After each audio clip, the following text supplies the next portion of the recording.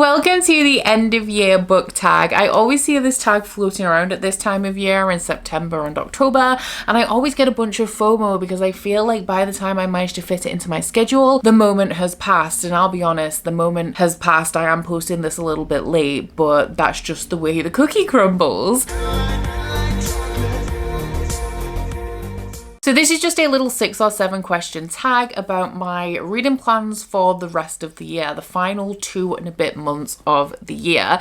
This is a tag that was created by Ariel Bassett, I think 3 or 4 years ago. So I will link the original down in my description box if you would like to check out the original and maybe complete this tag yourself. But I just thought that this would be a good time to maybe talk about what has passed so far this year and talk about the last few things that I would like to squeeze into November and December before we wrap up 2025. And honestly, I feel like my reading plans for the year, my intentions, have gotten a little bit derailed along the way. I'm pretty sure at this point that I'm not going to get them back on track, but all of that will be discussed in this video. So question number 1 is, are there any books that you've started this year that you need to finish? And honestly, I'm generally not a person that starts a book and puts it down and then comes back to it with an intention to return to it later. If I stop at any point, it's very, very unlikely that I'm going to come back to that book. And it's also very rare that I start a book and don't manage to finish it, you know, like within a couple of months of picking it up. But I do have one book that has happened to. I started this right at the end of September, and a lot of you guys know my life got completely derailed at the end of September, so things did not go as planned. And the book in question is An Echo of Things to Come by James Islington. So I started this with the intention to finish it in the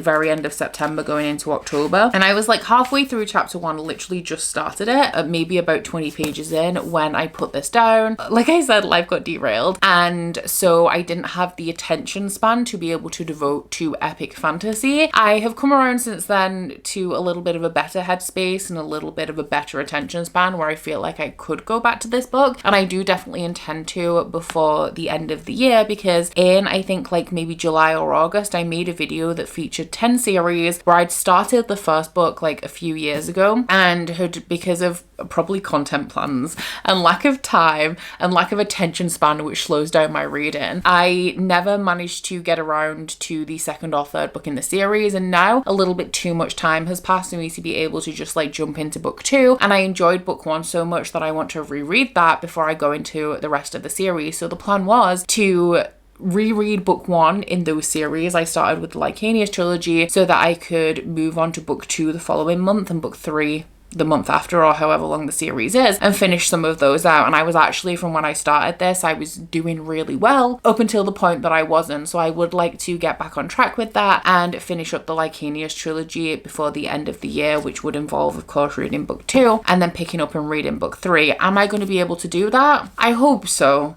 I don't know. And right now, I'm just going wherever the mood takes me, but I would like to accomplish that. Question number 2 is, do you have an autumnal book to transition into the end of the year? Now, like I said, I am a little bit late posting this video. It's intended to be posted more towards the beginning of September, or just generally in the month of September, and we're now more than halfway through October. But I'm actually really happy with how much autumnal, spooky season reading I'm getting through this month. We are going to be talking kind of about content and how that affects reading in this video with some of the later questions, but essentially I usually find that while I have so many good intentions around seasonal reading in autumn and prioritizing thrillers and horrors and vampire books and all that kind of thing, I normally have a list of books that I have to read in that month, and I'm a good girl, you know, I prioritize reading what I should over what I want, and I typically then don't get to do as much seasonal reading as I would like to. However, if you've missed episode 19 of Shelve It or Scrap It, I have managed to get through quite a bit of spooky season reading so far this month already, and I do also intend to do a little bit more before the month is over. I do have November as well, which is of course still part of autumn, but during November I tend to transition from more spooky season reading into more atmospheric fantasy. I have posted a fall TBR though with a whole list of books that I would like to get to through September, October, and November. Some of those I have already read, but of the ones that remain, I've just started episode 20 of Shelve It or Scrap It, which is going to be a mood read episode. So I do have 2 books that are on my fall TBR that I think I'm going to read at least one of them throughout this episode of Shelve It or Scrap It.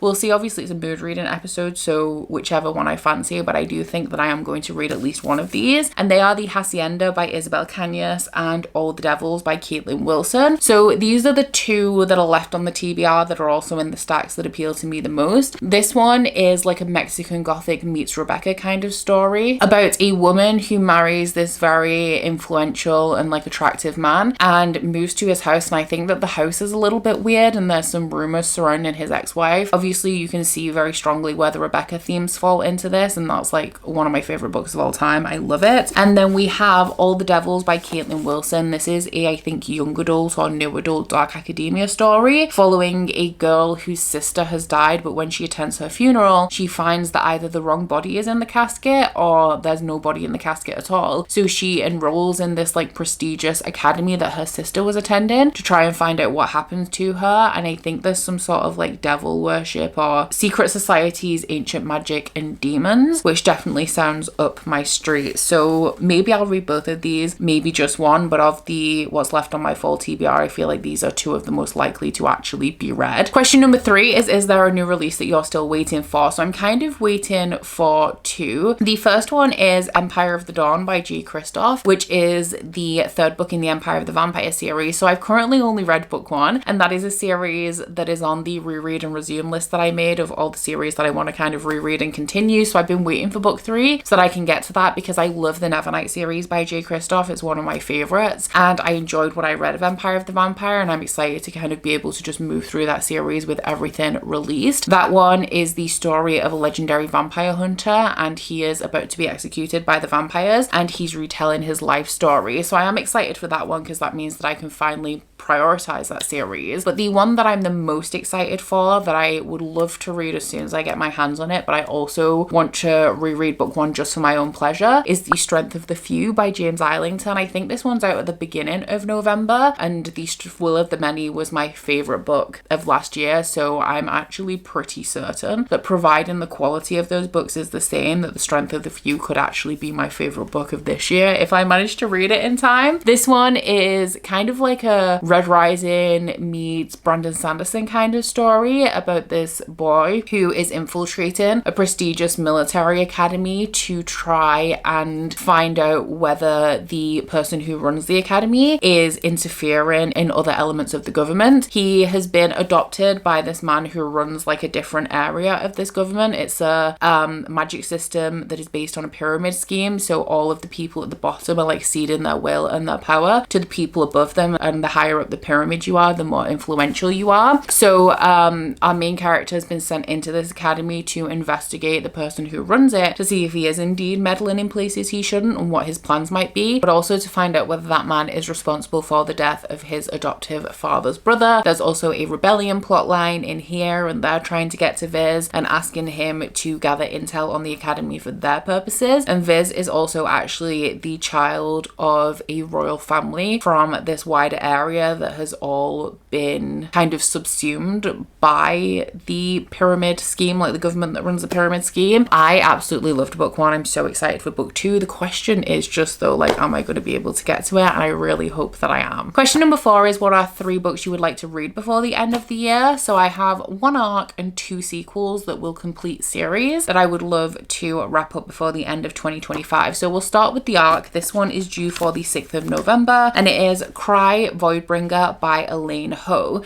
The press release on this one says that it is for fans of The Final Strife and also The Jasmine Throne, and it is a sci-fi novel that focuses on imperialism, where children from different cultures have been kind of ripped from their homes and trained to become soldiers in this imperial army. So our main character actually was one of these children, and she has been trying to take down her imperialist oppressors. However, when she meets a child with rare and devastating powers, her the priorities shift a little bit. This was sent to me by Solaris, so thank you very much to Solaris for that. I am very excited to be getting to this one. Solaris kind of know what things I'm into, and they tend to send me really good upcoming releases, and I don't think that this is going to be an exception. The two sequels are of course anticipated releases of 2025 that I haven't managed to get to yet. The first one is of course Human Rights by Juno Dawson, which is also on my fall TBR because this one is a contemporary witchy fantasy following a group of witches who, when they were children, were all part of the same coven. However, a lot has happened in the like 20-ish years since then. There has been a war between the witches and the warlocks, which has left them all with their own kind of individual trauma, and they're all at very different points in their life. However, Helena, who is the high priestess of Her Majesty's Royal Coven, gets in touch with one of these women, her childhood friend Neve, who is a vet in the hometown that they grew up in, and asks if she would be able to rehabilitate a child for Helena, who she thinks is a key figure in a prophecy that says the sullied child is going to raise the demon that brings about the end of days. I really like contemporary stories that have an element of the occult, and this is a prime example of an adult series that does that. Also one that tackles a lot of like political and societal issues, but while still being a very strong fantasy novel with a really good plot at the same time. And then the last one that I have is Three Shattered Souls by Mike Holland. I really like the audiobooks of these. This one is an adult heist story, kind of in the same vein as some of the young adult heist stories that we all know and love, like Six of Crows, where we are following the five broken blades, who are these people who are really down on their luck. They don't have a lot to live for, and they're assembled by this guy who all sees kind of like their individual worth and offers them something that they can't refuse to band together and assassinate the king. This is a really fun story that has a lot of really popular tropes in that we've seen and loved before. Like I said, it's very similar to things like Six of Crows in that it is like an ensemble heist story with a lot of like romance in here and a lot of drama. The audiobook is full cast, which is why I really love it, and I don't think that this necessarily does a whole ton of new things for the genre, but if you go into it kind of with low expectations and just go along for the ride, I think that you may really enjoy this as well. And now we get into the questions that are more about my reading plans for the rest of the year and my reading trends throughout 2025 so far. So question number 5 is, what trends have you noticed in your reading this year? Now, for the first time, I did not post a mid-year stats check-in this year. I mentioned to you guys at the beginning of the year when I did my 2024 stats wrap-up that I was kind of thinking of phasing stats out, but you guys came in your droves with like resounding support for stats and said that you wanted that video. So I decided as like a compromise I wouldn't do the mid-year check-in, but I would still do like an end-of-year stats video wrapping up all of 2025. And so I haven't analysed my reading trends as heavily as I have in previous years because I haven't sat with my spreadsheet in the middle of the year and kind of like had a look at what's going on. But from like a quick glance, I feel like I'm really transitioning into being an ebook reader, which is really weird. And I'm still reading books that I own because obviously through goals that I have in line with like Shelve It or Scrap It, or the fact that I'm trying to get through some of my own TBR a little bit, like I want to be reading the books that I own, but I'm just so much more comfortable reading ebooks. Like I find them just so much easier to read,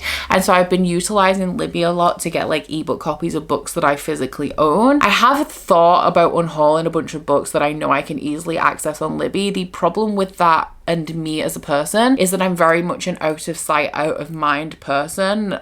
I have no object permanence at all. So even though I've been reading a lot of ebooks, I don't often read books that I don't own because if I can't see them in front of me, then I'm not going to pick them up. But I have definitely noticed, and you'll see in my stats, that my statistics are skewing a lot towards reading more ebooks than physical books, but they're just ebook copies of books I actually own. It's not like I'm just ignoring my complete TBR. I also have slightly more 5-star reads than last year, which is great, only very slightly. Like we're 3/4 of the way through the year and I've read one more 5-star than I ended last year on, so I think we have room for maybe 1 or 2 more, which is good. I do feel like I've been mixing up my genres a little bit as well. I actually have no stats to back that up. I feel like I have been reading less fantasy romance than usual. I did do the romantasy rundown earlier in the year, which was reading the first 12 months of the Fairly Romantasy subscription to get a good idea of kind of like what the sub represented, but also to find out whether I'd fallen out of love with the genre. So I read a lot of books then, but I think organically throughout the year there's not a whole ton that I've picked up. But I also can't tell you guys what I've been reading more instead of romantasy. I have lost a book club this year. We finished The Wheel of Time Long, which has opened up a lot of time for me to read other things, which I think has definitely made a difference, just having catch-up book club, which is great. But overall, I don't feel like things are too different. However, question 6 is, how do you feel about your reading goals? Is there anything that you want to change or abandon? And I did have a goal in 2024 that I was going to keep for 2025. I never verbally committed to this, okay? I just thought that I would continue to follow this, and this is that I was trying to read twice as many sequels as series that I started. I have not done that at all. It is abandoned. It's not happening. And this is where I kind of wanted to talk about how when you are a bookish content creator, there is a very fine line between reading for content and making content about what you're reading. And typically in the past, I feel more solidly fallen into the realm of making content about what you're reading. So more like a documentative, this is what I'm reading, this is what I think about it. Whereas I feel like when I increased the pressure on Shelve It or Scrap It this year, which I don't regret, I'm having a really good time with it, but I essentially changed the rules from reading around 3 books per episode to reading as many books as I'd hauled the month previous per episode. So I've been reading up to like 10 books per episode. And that has meant that I don't have a great deal of time to read outside Shelve It or Scrap It. So I'm reading my like Patreon picks, I'm reading my book club reads, I'm getting to my arcs, and then everything else is Shelve It or Scrap It. Which means that sequels have fallen way off the radar. What I have kind of come to terms with right now in how I am prioritizing kind of getting control of my own TBR a little bit, and it's not that serious. You know, like if I don't manage to get through the stacks within the next 6 months, it's literally not the end of the world. They live there now, it's fine. And I really am enjoying the way that I'm picking up books because of Shelve It or Scrap It. But I have come to terms with the fact that now I'm kind of like sampling a bunch of things, deciding what I want to continue on with and deciding what I don't, and being a lot more ruthless about which series I don't continue on with. Whereas in the past, I've definitely been a person that's like, oh, I liked this book, I didn't love it, but I'd like to see where the sequel goes. If I liked it and I didn't love it, I'm not continuing anymore. Life is too short. I do not have time. And part of the content creation curse is that I do have to like kind of read a bunch of stuff. And like I said, I'm not complaining about it at all. This is a life that I literally chose for myself. And I can't just read a sequel to a book that was okay for the hell of it. And that's also completely fine, because why would I want to continue with a series that's just kind of okay? And I really like that things like Shelve It or Scrap It and increasing the pressure on how I'm reading has forced me to be a little bit more ruthless in that regard, instead of giving everything the benefit of the doubt, not taking it that seriously and being like, okay, like I just don't, there's better things for me to read, things that I enjoy more. Why would I use this limited time that I have outside of my required reading, carry on with a series that I'm just not that interested in? I feel like that has definitely, that focus shift into increasing the amount of books that I read for Shelve It or Scrap It has very much influenced the kind of books that I'm picking up this month and has skewed my goals a little bit. But now that these stacks are a little bit smaller, I don't think I'm going to complete them before the end of the year, especially because I can see my October haul. Don't know what happened in October, but that's a lot of books. So I don't think I'm going to be getting through the stacks before the end of the year by any means, and it's going to take me longer than the end of the year to reconcile all of the books that I hold in terms of the amount that I read. But I do have a few extra goals to continue Shelve It or Scrap It. So I guess we're kind of going into the last question of this tag right now, which is, have you already started making reading plans for the next year? I'm still leaning on the focus of wanting to kind of get through the stacks and also get a little bit more control over my library and my TBR, because I have the Unhaul Cart, which is a series that I kind of started and didn't really commit to a few years ago, where I have a bunch of books that fall into the genres of things like literary fiction, contemporary fiction, and thrillers, that are books that I do want to read, but I don't think I'll keep them. They're the kind of the books that I read as palate cleansers for entertainment purposes, but very rarely actually keep on my shelves, that I set aside to kind of get through them and clear them out. I now don't want to have books on that cart. There's maybe about 20 books on it, and I don't want books on that cart anymore. I would like to use that for like my camera supplies, because it's next to my desk, and like my tripods, my spare batteries, all that kind of stuff, and also some like craft supplies and things that I